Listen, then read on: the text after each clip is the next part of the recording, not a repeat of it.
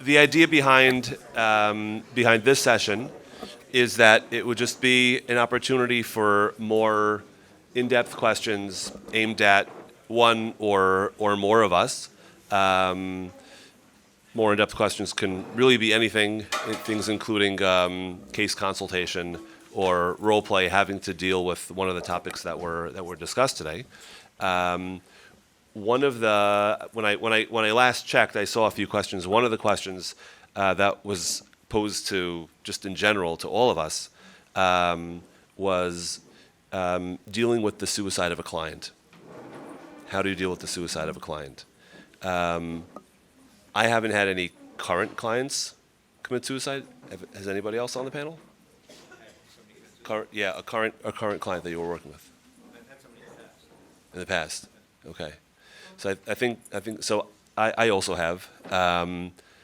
I've had unfortunately 3 past clients complete suicide.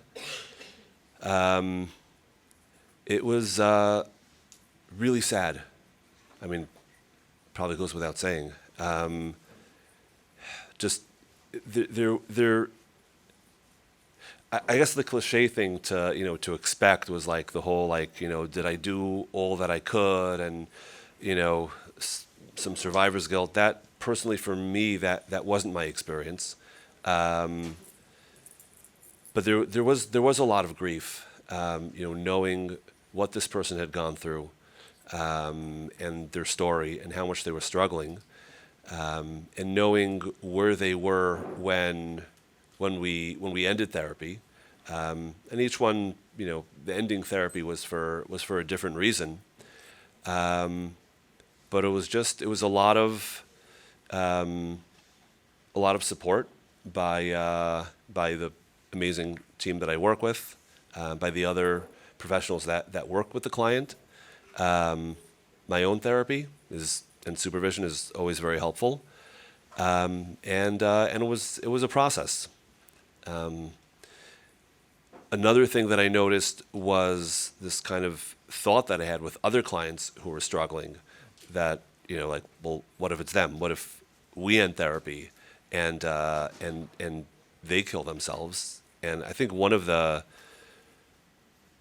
realizations that I had on a deep level was just how fragile I'm not going to say how life is, but like how fragile the therapeutic process is.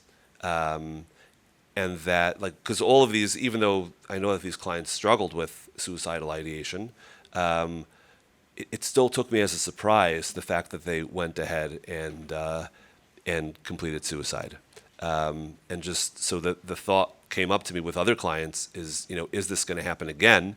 And it was work to really, for me, to work with the fear enough so that it would help to inform and help my work, rather than just kind of get me stuck in my own anxiety about the case. So that's just what comes up to me about the process afterward.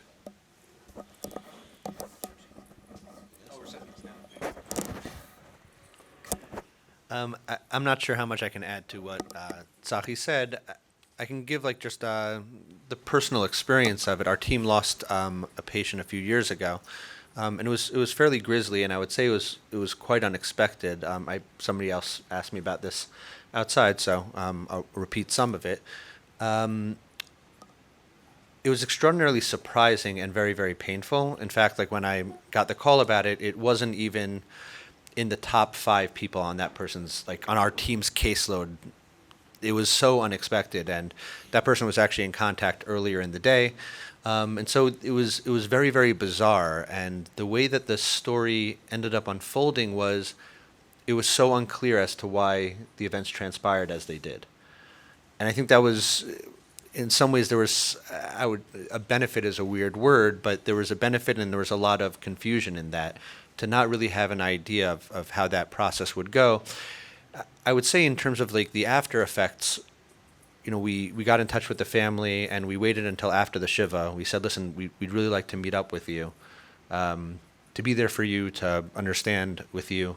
But I think it's probably best if we do so after you're out of this process and don't feel like you have to entertain And so we met afterwards, and one of the things that happened is that we went through, both as a team separately and with the wife of this person, through every detail we could possibly have come up with.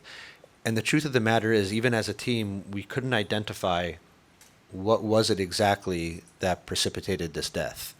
It remained fairly unclear, and it remained a mystery, which is a bizarre thing to deal with. And you kind of go through this process of fault or blame, right? And you kind of notice, like, am I trying to let myself off the hook? Am I trying to accept too much blame? And the exercise becomes very bizarre, versus the idea that this is absolutely something to be mourned, and we play a really high stakes game, and you don't always win.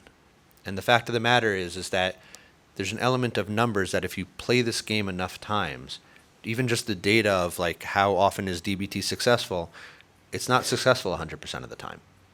Like, anybody who thinks that way is just off, because there's no literature that indicates that. Right? And so this was a situation where we lost, and there are times where you win. I've had a lot of situations where, like, on the day my third child was born, within that hour, thankfully I was present enough to accept a call, and a person was very near death, and thank God we were able to avert it, right? There was an element of luck in that, right? Sometimes you get lucky, and sometimes you don't, right? And it was a situation in which we didn't get lucky. We lost. It was horribly painful. And in terms of getting over it, and this is not necessarily a metaphor I would run to so quickly, but it happened to be, I think, around that Parsha time of, like, the time of Eglah Rufa. And it's a whole kind of segment where a person dies between two cities, and the person's unidentified. And so the leaders of those two cities, come out and they measure, where this person lies. And the town that is closest to it goes through the process and basically says, if I had known about this particular person, we would have taken care of them. And so the question was, like, as a community, as a practice, did we know enough? Did we do our due diligence to feel like we actually did what we were supposed to do, or is there an element in which we were negligent? And I felt after that we really did all that we could knowingly have done, right? Which is not to say that there was some invisible thing that we couldn't have done, but there was nothing so glaringly obvious that was there. The last thing was that it happens to be my older brother is a pediatric surgeon, and so that's really an experience where you can do everything right, and sometimes you lose, right? He's way more accustomed to losing patients than I have, and that was, aside from just like my team, which was really helpful in terms of the support, the idea of being with somebody who's also in, a very high stakes field, is that sometimes you don't win, and sometimes you lose, and that means that somebody died, and that's incredibly painful. And it doesn't mean you stop. Like, listen, it's not for me to say that anybody should or shouldn't stop, but if you desire to keep playing this game and helping people in this type of way, the next thing is to figure out how do you do it and not be so gun shy in the process. I think one of the first things is that you might become overly conservative, which also doesn't help anybody. Like, becoming overly conservative doesn't make you a good clinician, right? So I think the idea is trying to refine your balance again. That was my experience.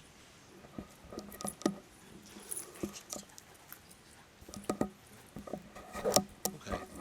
All right. We're happy to take other questions if anything is coming up for anybody. I know. I'm just sort of like putting it out there. Okay. So just sort of. Sure.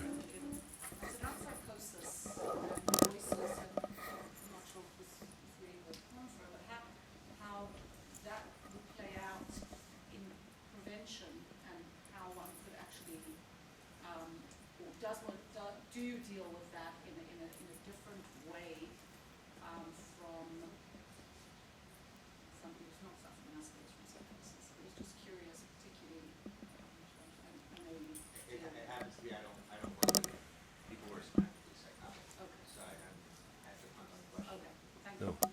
Wait, Shmuel, you want to? Yeah, I think psychosis is really a different, say, kettle of fish in Australia. I mean, there are actual CBT protocols for dealing with psychosis, and when you're dealing with true psychosis, which is a break from reality, you're already out of the realm of what most of us are dealing with in the therapeutic environment. The old distinction of psychiatry used to be neuroses and psychoses, and then you had this sort of like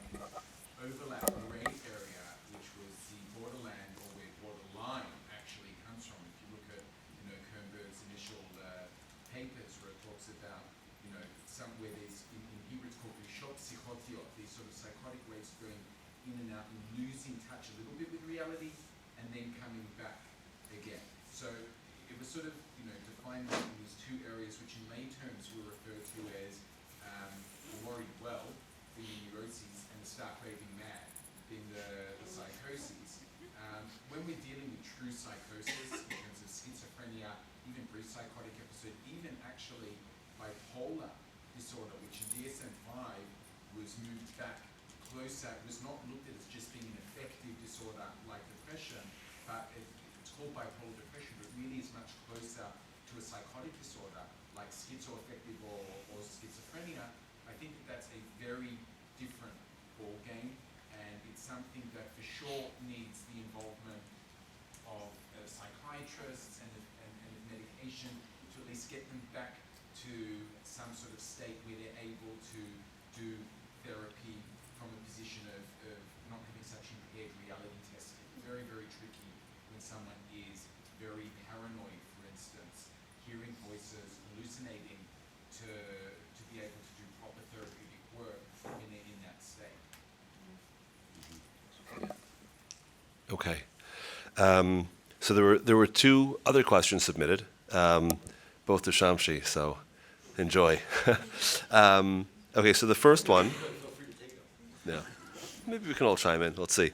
All right, so the first one is, your approach to working with clients that want to end their lives was very refreshing. Usually, when it comes to suicide, it feels like the protocol I've been exposed to seems pretty rigid because of liability. I'm curious to hear more about balancing provocative intrigue and taking suicide seriously and liability.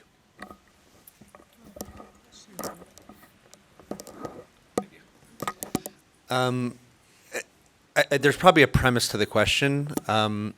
And so, one, my thought process is that being bold and authentic and open, I don't associate that with being irresponsible. So I think that there's an element where it could feel like, oh, if I am direct and forthright, that means that if a person has a reaction that's intensive, you ought not to have asked something in a very particular way. And I'm not sure there's such an association. I think in order to be liable for something, you ultimately have had to do something that is properly damaging or negligent. And so I'm not sure that, if you're incredibly callous, that's just not being nice. And theoretically, it can destabilize somebody in a way that's irresponsible. But I think the idea is ultimately adopting a communicative style that's responsible. But the fact is that people actually respond to being forthright. And I think when it comes to liability, and it's something that wasn't as much in my talk because there are different protocols for it, even within DBT, of how to do a functional suicide assessment, right? So if we're speaking about like liability, really it's the idea of, have I properly assessed whether this person is at risk of killing themselves in this particular moment? And if you've attended to that, because any of these conversations, right, the conversation does come to an end, right? Whatever you have done, the session ends and everyone, goes home. And so the real question is, has this person left? And are they suicidal? And do you have a reason to believe that they will be? And so that's really the main variable, I think. If you are solid at being able to assess suicide and, if need be, create safety plans and contingencies for how you're going to handle whether a person is kind of at risk, then you've done your due diligence. And that's like really the primary thing, is keeping them safe. And I think the idea is, even at the outset, we're talking, right? Like, I don't owe you anything, you don't owe me anything, right? We have to have an honest conversation and try to figure out if we can become partners. The only purpose for my existence, and I suppose that you guys can tell me if you disagree, but in my thought process is that I am incredibly unimportant, right? The only purpose for my existence as far as any client is concerned is whether or not I can be helpful to them, right? And we kind of decide that together. And if they decide I'm not the person for them, I'm not sure why killing yourself is a better option than finding somebody else, right? Like, that is, like, there are plenty of very skilled psychologists. The idea that everyone's life is dependent on any one of us individually means that I can never get hurt or get sick or, get hit by a car, right? That's just not how it's going to be.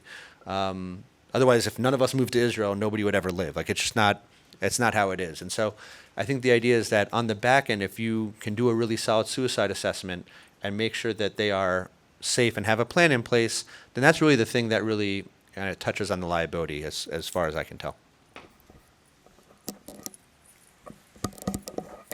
Yeah, I'll just add to that. I would say that they're complementary, meaning if you have a sense of what your protocols are, and under what conditions will I do what, and that's sort of something that you're familiar with and comfortable with, that really opens you up to take the conversation about suicide wherever it needs to go to really understand the person on their terms.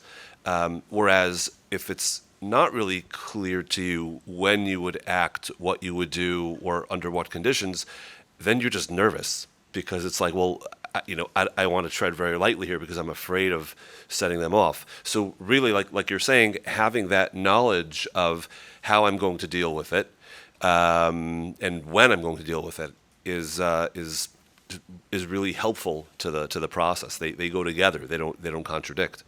And to that end, what's also really helpful is working together with a team, because when you're on your own in isolation, as confident as you are, there's always that little voice inside that's like, you're questioning yourself.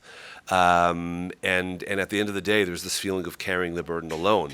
Working on a team in whatever form it is with other people who can support you, it really feels like you're sharing this burden, and there are other people who are with you in it, who you can consult with and who can chime in and help you out. So for me, and I think for everybody on our team, that's always been, and on your team, I'm sure, teams, that's always been helpful. So I visited Machon Dvir before, and so structurally, I think your situation is safer than mine when it comes to real estate. In my practice, the building that we're in, we're on the second floor. It's decently high up, overlooking an atrium. So two people in the back, Heidi and Zelly, can tell you about it, and whoever else is here. Like it overlooks this atrium, and a person could obviously just leave our office and throw themselves right off of it. And even part of my conversation with people will be like, listen, in order for us to work together, I'm going to need to know that you're the type of person that no matter what happens in any particular session, that this doesn't end with you throwing yourself off of that balcony. Like that's the type of relationship we have to have. If you're not that type of person, we might have to figure out a different place just structurally. Now, there are times, and kind of one of the protocols we have in place is that if anybody seems so unstable that might be a risk, then we should walk them to the elevator and make sure that they get in it. Not like you can pretend you're going to the bathroom and just have seen them, go down. But even just that idea kind of combines being articulately forthright and saying, like, I can identify a risk here with you, and there's a way to be a person, right? So we have to kind of establish a relationship where there's at least enough trust that you can walk outside and leave here via elevator or stairs, no matter how upset you are. And that's almost a measure of assessment in and of itself. Oh, yeah, please. Because it's a first floor type of thing. Basements are even better, I think. I don't know. I just wanted to add the point about radical genuineness, because whenever you approach a client and you're doing a risk assessment, you're doing a suicide assessment, and you're like in your mind, you're approaching it from this liability approach, and like in your head, you're just, oh my gosh, I got really anxious, and now I have to make sure, what did I miss? Oftentimes clients pick up on it and will then say the things that they know that they're supposed to say to make sure that they don't get hospitalized, or say the things that they know that they're supposed to say because they want to get hospitalized. And so I think I just wanted to add the point about radical genuineness, that when you're having that conversation that you're both talking about, and you're doing it from that perspective, it allows to not get caught in that loop.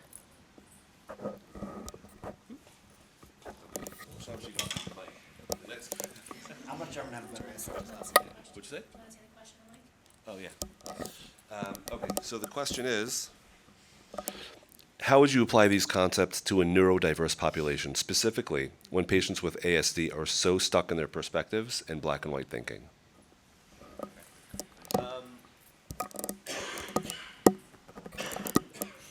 So, and I think probably a lot of people on the panel and in the crowd are probably in a good place to answer this as well.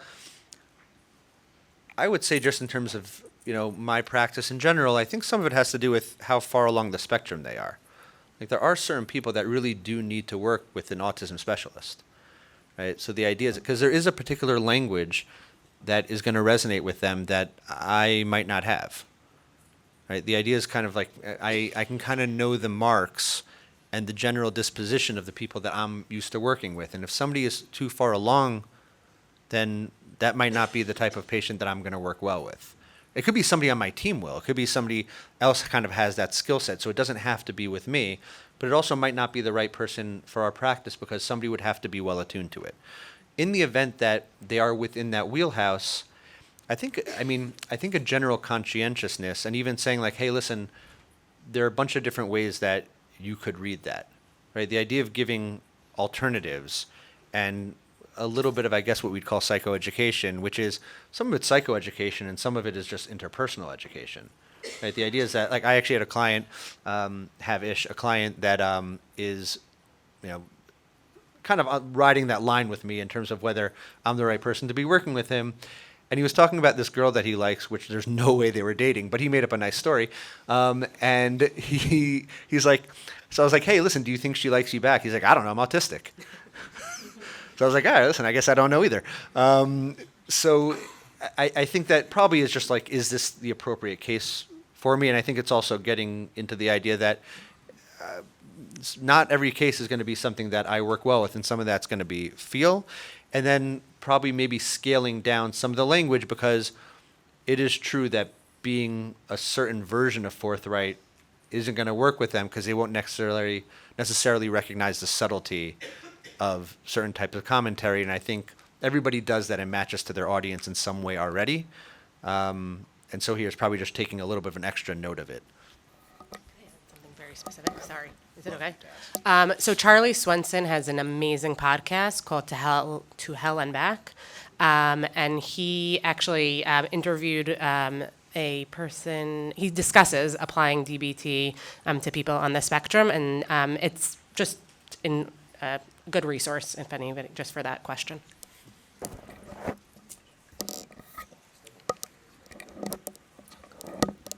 Yes, I really resonate with what you're saying, Shamshi, in terms of the ASD. We've had plenty of people with ASD who were suicidal, and the people who were somewhere on the spectrum that allowed it to be appropriate for them to be treated by us.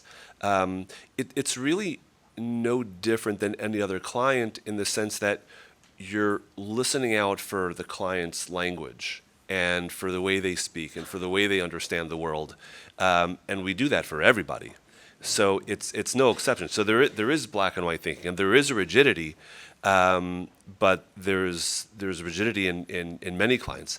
I think what if we switch the question a little bit, Shamshi? What if it was just how, when you're trying to figure this out, what happens when you have a client with such rigid black and white thinking that it's hard for them to budge in any way? And can you think of a case like that, and how did it go? Oh, that's a great answer. That was one turn. Yeah. I can't say that. I mean, that was a really clean answer, to be honest with you. That was really solid. She said RODBT. That's like, that's his thing. So, do you want to answer the question? I'll have a different answer, but. We'll take turns. Yeah. So some of you were at my presentation for Overcontrol. And some of you weren't, and that's okay, no judgment. But the thing with overcontrol is basically give me 60 seconds. Overcontrol is a personality spectrum, right? And you have some people, let's say, who are more on the undercontrolled end of the spectrum, where they tend to be more emotionally dysregulated, have it very hard to contain themselves, very spontaneous and impulsive, and emotionally up and down. And then you have people on the other end of the spectrum who are more over-controlled, right? The opposite, the very rigid, perfectionistic, black and white. And so Robert Lynch, the developer of RODBT, he talks about this. Sorry? Thomas Lynch. Keep correcting me. He keeps. Not a good look messing that up for the guy. Sorry? It's not a good look messing that up for the RODBT guy. No, I'm open. I'm openly accepting imperfection and making mistakes. We don't have to hold on so tightly. Yeah. So he talks about the differences in suicidality and self-injury between people who lean more toward over-control and lean more toward under-control. And the thing with people who lean more toward over-control is that when they're suicidal, it's usually not this impulsive desire to die because right now in this moment life is absolutely horrible and I want to escape. But like, in an hour things will calm down and it'll be okay. And then, again, tomorrow it'll be horrible again. He speaks about how it's a conclusion that's arrived at over the course of a long period of time. It's more stable, and when they'll talk about it, they'll be more serious, more thought out, and they'll give you a really good argument for why I should die and why I don't deserve to live. And it's often an argument that'll leave you as a therapist being like, oh, I don't know what to say. Where like I don't have anything that I can say to you that won't actually fall flat in this moment. And the thing with RODBT and the treatment of people who are more over-controlled and black and white, as Thomas Lynch talks about, is that the fundamental place of distress in these individuals doesn't necessarily just come from this sense of black and white thinking and perfectionism, but from disconnection. And sometimes they're not even aware of how disconnected they are. And so actually sitting with them and listening and understanding and not judging, that itself can have a really big impact, right? Where I just get you. And in that brief moment, there is this moment of connection where, wow, there's this one person who actually isn't judging me for this, isn't telling me that I'm wrong, isn't pushing me away, and isn't trying to argue with me. And in that brief moment of connection, you've just invited motivation to stay alive a little bit, enough to develop it more. But it's scarier because it's given over in such a well thought out, articulate way. The protective factor, though, among people who are over-controlled often is that they want to make sure it'll work. So I can jump, but the building has to be high enough, right? Because I don't want to just end up a vegetable. I want to make sure it works. So the bar for their actual attempt to kill themselves is much higher, unlike somebody much more on the under-controlled side of the spectrum who'll just swallow a bunch of pills, right? So the lethality is lower. You have a lower lethality but higher likelihood of attempting versus a higher lethality but a much lower likelihood of actually attempting. So I guess that maybe that's part of the question is we're not trying to dislodge that black and white thinking necessarily just yet. We're trying to forge a connection. And another thing to keep in mind is that the people who come into our office, not all the time, but often, yeah, they want to die, but there's also a part of them that wants to live, otherwise it wouldn't have come in, right? So that's also there. And maybe we can make room for both. And maybe sometimes even giving that space for the part of them that wants to die that's usually totally rejected and making space to allow that to be there allows them to now make space for the part of them that wants to live to also be there. So maybe that answers the question somewhat. Okay. Another question? Can I ask you a question? Sure. How would you deal when you have a client fluctuating between over-control and under-control? That's a great question. It's a great question because according to Thomas Lynch, that doesn't exist. You're either over control or under control. Tell me how that works with somebody who's very into openness and flexibility. I don't know, but that's but that's the thing. How would you work with somebody like that? I think the first step would be to step back and say, okay, what's going on with this person? How are we conceptualizing this case? What are this person's goals, and what does this person need? Right? Because if I'm trying to nail them down into one of those two categories, obviously it's not going to work, right? Because they're kind of both. So I would say the first step is more of a broader question of how are we understanding them, and also how are the both of us in the room understanding what's happening to them and where they want to go. That would be the first step. Is there like a particular case that you're thinking about? So I'm thinking like quite a few clients that I have like on the spectrum, that on one hand they need to control every part of their life, yet on the other hand there's like, do with me whatever you want. Is the what? Do with me whatever you want. They'll just sit around and not initiate. They don't care, and they have times when they're triggered into that space and times when they're triggered into that space. When you say do with me whatever you want, Like they're sitting and like you can do whatever. Like there's no one home. meaning they're not going to work, they're not going to school, they're just kind of like sitting home playing video games all day. Right. Right. Okay. So one question is, so the question for them is, okay, what's going on for you, and what are you looking for from this process? I would, if I would be Thomas Lynch, I would say that this person is over controlled. And the reason why they're kind of like falling apart and not doing anything is because their standard of like what they're supposed to do is so high and so rigid that they can't measure up, and so they just don't do it. Again, it would probably start with sorry. And if you're not Thomas Lynch, I don't know. It's a good question. There's somebody in particular is coming to mind for me right now. Really challenging case.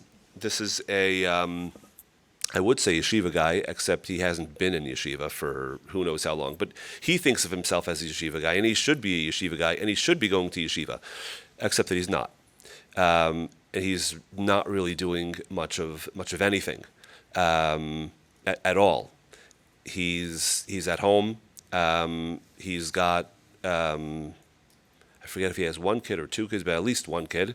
And even though he's home and his wife works, his wife also does everything around the house.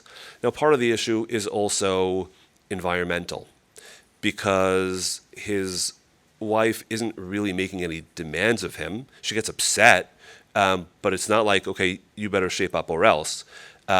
He's still being supported by his father, who shares this fantasy that my son is learning in Kollel and is a yeshiva guy, and is just upset at his son for not being in yeshiva but continuing to support him even though he's not. So there's an environmental factor that's going on here.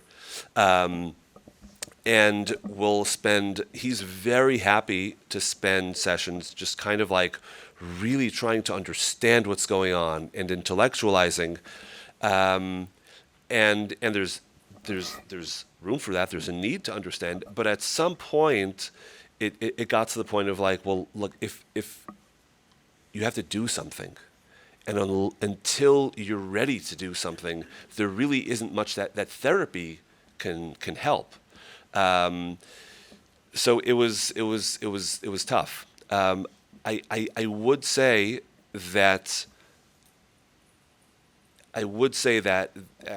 at least just for that case, there isn't fully buy-in for this, but for the idea of, there's this idea of, just like there's buy-in to this idea of being a yeshiva bacher, but not really buy-in to the fact that I have to go and do something. There isn't buy-in to the fact that I have to do something in therapy, because for him right now the cost is too high, and that's where he is now. So that's kind of like where the case is now. The cost is too high because to actually do something means letting go of this idea that I'm going to be this bacher who goes to yeshiva every single day and never gives up. And it's also this being open to this idea of maybe I don't actually want to be in yeshiva. Maybe my father wants me to be in yeshiva. And that right now is too scary. So that's where things stand. I don't know if this answered the question. It's just what came to mind. Yeah? But also within the environmental context, he's getting all of his needs met. I'm not sure there's enough tension, in him to motivate any change, right? I mean, obviously not aware of the full details of the case, but why should he change if he's getting all of his needs met? Right. That's part of that's part of what makes it complicated. There's a big part of him that genuinely wants something different from his life, but he hasn't reached the edge of his comfort zone. It doesn't cost him enough, and so he's comfortably stuck. Yeah. Yeah. Sure. I work with addiction, and a lot of times I go through with ASD. A lot of times there's like a binge purge cycle of living in their norm of controlling everything, and then they'll go through a phase of it's just too much. So they'll kind of let it once, and just jump right back in. So Yeah. Yeah. We do see that pattern. Anybody else want to say something? No? Okay.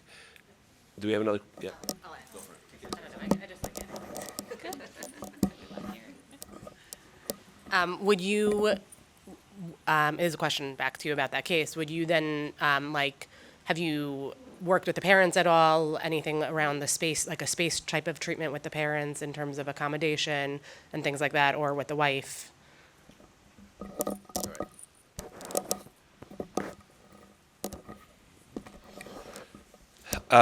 The parents have been tricky. We have had a couple of parent sessions, which he's in his 20s. I generally don't do parent sessions when somebody's in their 20s. But his parents really wanted one. And when his parents wanted one, he really wanted me to do it. And he really didn't want to be there. And I kind of made it conditional on him being there, which was tough because he didn't want to be there and his parents didn't want him to be there. So the only person who really wanted him to be there was me. And this was Zoom because his parents are not local. So what happened was that his parents got on the call and he experienced technical difficulties. So, but he was like almost on, and then cutting out. So it was sort of like I couldn't say, hey, you're not on, so we can't have the conversation because he technically was on. So it was a little, yeah, exactly. I was like, man, you got me. But with the parents, it was tricky because it was really clear that his father was totally bought into this, that like my son is a yeshiva bacher and he's going to be a Talmid Chacham, and like why can't he get it together? And like exactly like you said, like he has no reason to change. We're meeting his every need, when we're paying for everything. And so I said, have you considered maybe making it conditional? I mean, he's in his 20s, and at that point he like backed off. And then you get into the question of, well, where do I balance consultation to the client, right, with what this case might need? So it got very tricky. With his wife, I spoke with his wife, and we had a joint session. She said that it is really frustrating to her. Of course, this brought up a lot of shame in him, and this kind of like shut down response. But she's not sure when to push him and when to not push him. And he was like, "No, I'll tell you when you can push me. I want you to push me. I'll tell you when." And then again, pulling back. So sort of like the same technical difficulties where he's sort of like showing up just enough to say I showed up, and then pulling back. Any other questions? Yeah. Yeah. So DBT, like I would say that the dialectical aspect of it, conceptually, we're getting into the details of, moderating your life. Well, there's this and there's this. I find it, it's extremely helpful, especially working with people who are not used to thinking that way. I also know that for myself, like I tend towards that. It's natural for me to So I'm attracted to that, and I find it's helpful for me in my life.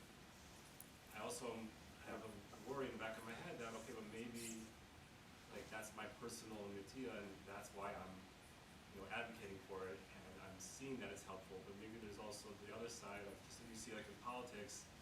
So, in theory, moderation is good, but then people will say, well, if you're moderate, then you're nothing. You're just part of it, right?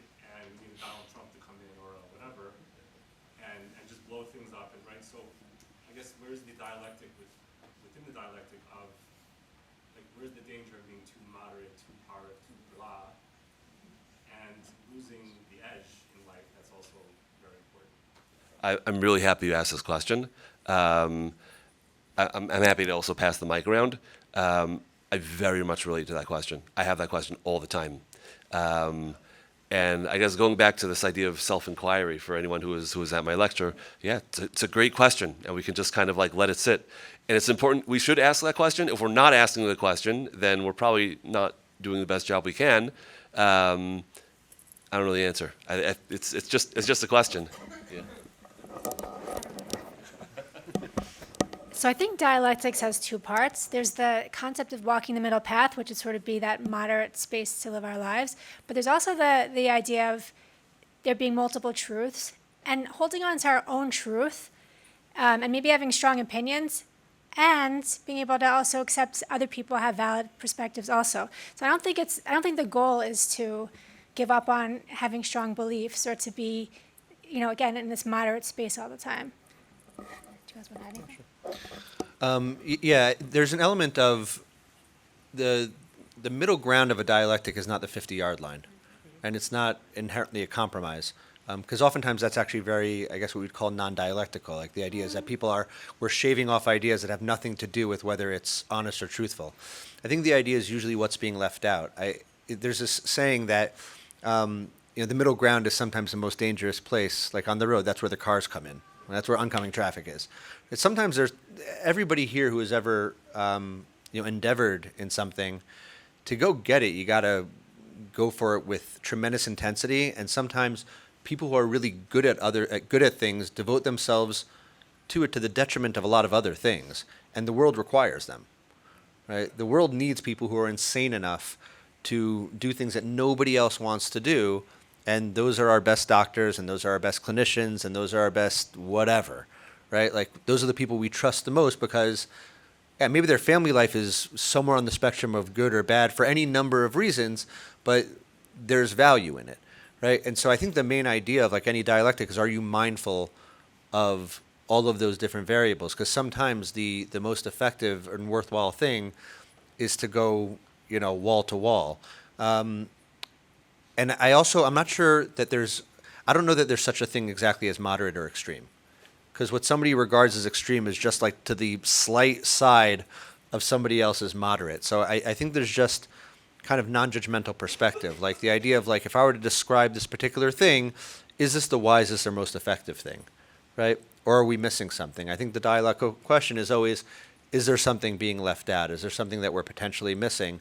Because then that should be kind of infused into the hopper. And this maybe even dovetails with another question which had to do with somebody's rigidity.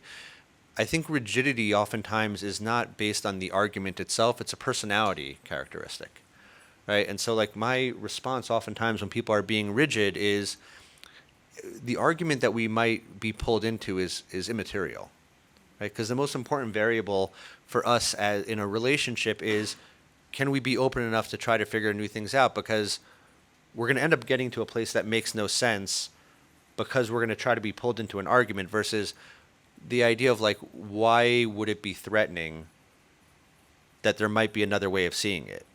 Like, it doesn't make you less wrong, right? You'll just find out you're wrong in a different way, right? So the real issue is that there's an element here that is threatening. If we can kind of put our swords down and to be able to kick around a conversation, debate is not terribly meaningful. The other thing I will say, which is the other end of this kind of dialectic, is that oftentimes it's much better for me to be right than for you to be right. Right? You being right leads to nothing. Right? You being right leads to being suicidal and wanting to die, which is a fair enough perspective. But oftentimes, because my bias is towards options, right, my being right oftentimes breeds more options that can make your life more dynamic than you being right. So the idea is that we can kind of both get into this headspace, but I do also kind of stack the deck a little bit and like, you should be betting on me more than I should be betting on you. Like my idea is more likely to be valuable than yours. But that's also me being me. So I heard the question a little bit differently. The question that I don't know what you were actually asking. I'll just tell you what I heard. The question that I heard was that sometimes where we are in the room as therapists and sort of like where we think would be good for the client to go, what we think is the dialectical position relative to where the client is, to what extent is that what we think, but actually the client in their own inherent wisdom might actually be onto something here? And when do we know when to push and when to move toward change or when to move toward acceptance? And to think that we can always figure that out, we can't. We can always ask the question and keep the question in mind, but we don't know. And we like to think that we're right and hey, bet on us. But I don't know. You're braver than I am because I've been wrong a lot of times. What?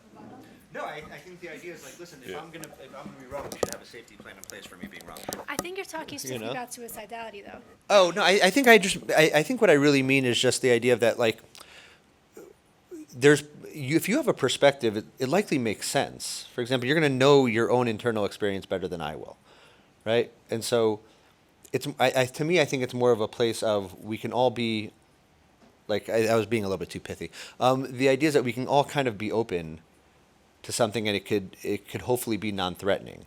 Because the idea is we can hopefully collaboratively get somewhere. And I think that if you think about it either down to personality characteristics or other things, like there's value oftentimes. Like there's certain people that I've worked with that are extraordinarily skillful in things that I can never imagine doing. Like I organize my life in a pretty orchestrated way, but I've worked with people that can get evicted multiple times a month and somehow land on their feet and use this whole wild set of skills that like I would lose my mind. I can't possibly imagine living that way. And there is a tremendous amount of value to be able to land on your feet and do all those things, right? So even in that, when I think about a dialectic, I also don't think about it as being two-dimensional. Like it's kind of done that way on a sheet because a sheet is a two-dimensional kind of medium, but there are many different elements and wrinkles to perspectives, and I think the idea of openness is that we can be open to anyone. Every once in a while, we're going to have to select one and go in a particular direction. And sometimes the question of which one is the greatest, we all kind of do this. Sometimes we take calculated risks and say, like, listen, this is a bit risky, right? And here's the plan we have in place for if it goes wrong. I think like it's funny because a lot of these questions really end up kind of coalescing in one thing. For like over control, under control, I oftentimes like describe this as like a spectrum. There's a spectrum running from like extreme over control to tremendous impulsivity, to the people that either are unaware of the consequence of a particular behavior, or they know like, hey, this is going to ruin this relationship, but I just don't care right now. Like I'm doing this. And there's this other area, hazy area in between, which is spontaneity, right?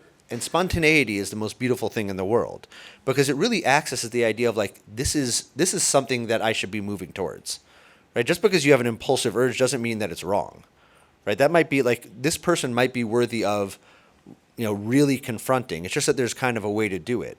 And there could be a situation where like you should absolutely overspend because the experience is going to be worth it.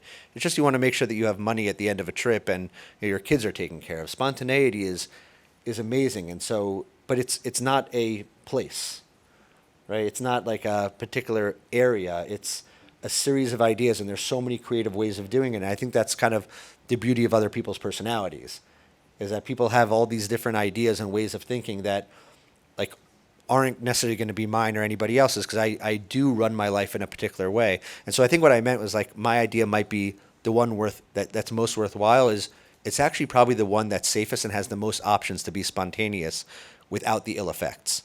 Like your way might be so binary that I think I used the example like previously, like in when I spoke earlier, is that You know, somebody might say like, I am starving, I'm really hungry. And you say, hey, I'm going to give you $5. And then that person goes and buys a lottery ticket and wins 5 million, right? It was still the wrong move, right? Like that still was not the best move. Just because you happen to have won $5 million doesn't mean that that was the correct move, right? So the idea of using that to buy a sandwich or taking $4 and then invest the other one, right, is probably the best overall effective move, which is not the way that a lot of our clients think. And so like, yeah, maybe they won, but the point didn't really kind of make sense in that type of way. So that's the very sloppy metaphor I went with. Any other questions to any of us? All right. What time is it? All right, 10 minutes. Okay. I want to thank everyone for coming. It was a really great to meet all of you. For those of you who we've met before, met for or we met for the first time today, it was really great, and hope you guys enjoyed also. And looking forward to next time.